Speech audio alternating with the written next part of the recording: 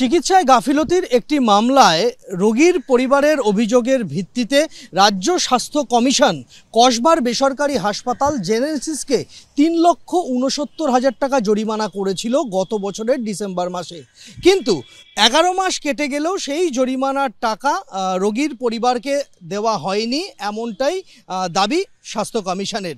এবং একাধিকবার স্বাস্থ্য কমিশনের তরফে সংশ্লিষ্ট হাসপাতাল কর্তৃপক্ষের সঙ্গে যোগাযোগ করার চেষ্টা করা হলেও এ বিষয়ে তারা কোনোভাবেই হাসপাতাল কর্তৃপক্ষ স্বাস্থ্য কমিশনের সঙ্গে কথা বলেননি বা তাদের ডাকে সাড়া দেননি, এমনটাই দাবি করা হচ্ছে কমিশনের তরফে।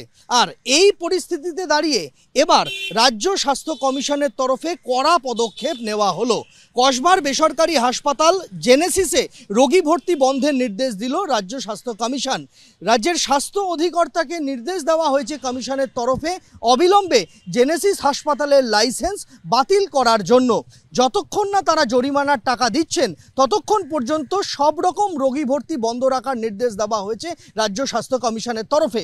তবে পুরনো যে সমস্ত রোগীরা চিকিৎসাধীন রয়েছেন বর্তমানে, তাদের ক্ষেত্রে চিকিৎসায় যাতে কোনো সমস্যা না হয় সেটাও দেখতে নির্দেশ দেওয়া হয়েছে স্বাস্থ্য কমিশনের তরফে। তবে লাইসেন্স বাতিলের বিষয়ে কোনোভাবেই মুখ খুলতে নারাজ জেনেসিস কর্তৃপক্ষ।